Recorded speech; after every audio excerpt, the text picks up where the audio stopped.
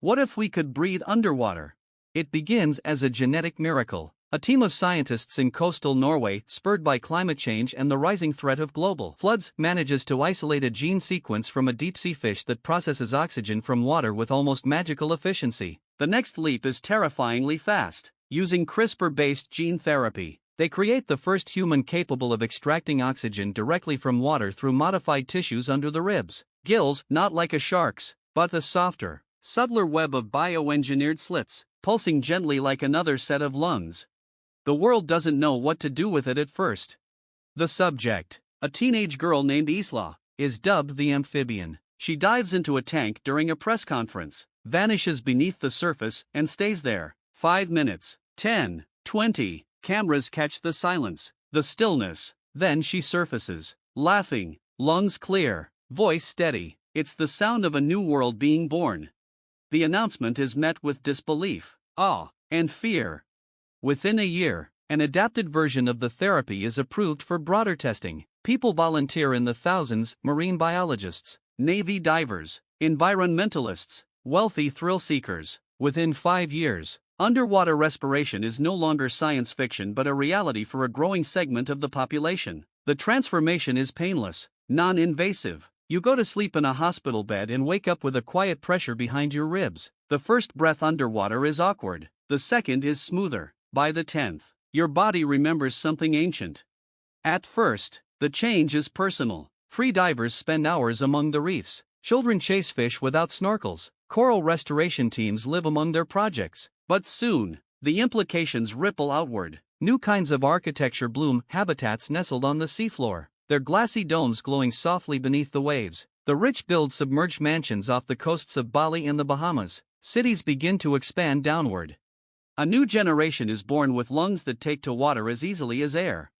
These children are different. Their skin adapts, more resistant to cold, to pressure. Their eyes adjust to murky light. They swim before they walk. A culture rises in the depths. Art, music, dance, fluid, three-dimensional, unbound by gravity. Language shifts too. New gestures evolve. Sign languages adapted to the currents. On the surface, society watches in fascination and unease. Are these people still human, or something new?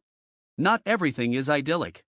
Territorial disputes erupt beneath the sea. Nations that once shared coastlines now debate ocean floors. Sunken ruins are claimed. Treasure hunters return to shipwrecks long abandoned, this time staying for days. The military gets involved. Amphibious soldiers are trained. Silent, swift, and nearly invisible. They patrol underwater borders. Drones track heat signatures, but the ocean becomes harder to control. Environmentalists face a crisis of conscience. With access to the underwater world, humans begin to colonize it. Plastic pollution is cleared, but only in zones near settlements. Deeper regions are mined for rare earth elements. Thermal vents become power sources. The ocean, once mysterious and unreachable, becomes infrastructure. But the ocean has its own defenses.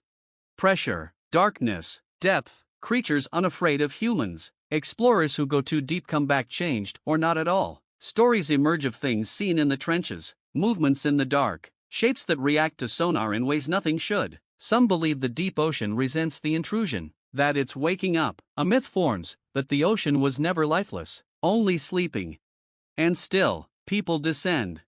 By the 100, then the 1,000. Floating colonies drift between kelp forests. Schools teach math in submerged classrooms. Births happen beneath the waves. A generation grows up who only knows the ocean is home. The surface world, its cities and clouds, its politics and asphalt, seems distant, primitive, slow.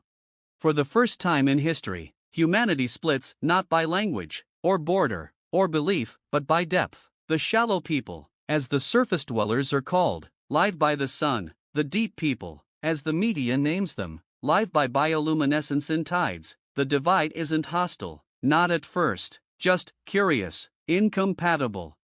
Eventually, whispers begin, that some in the depths are modifying themselves further, eyes like anglerfish, skin that glows faintly blue, that they're going deeper than anyone imagined, that they've found something there, a city, maybe, or a creature, or something older. But they aren't telling. They've stopped answering calls, their lights blink from below, then vanish. When drones descend, they find only currents and silence. The ocean is big enough to hide them now. And somewhere in the midnight zone, far from any shore, a shape stirs. Beneath it, a new world breathes.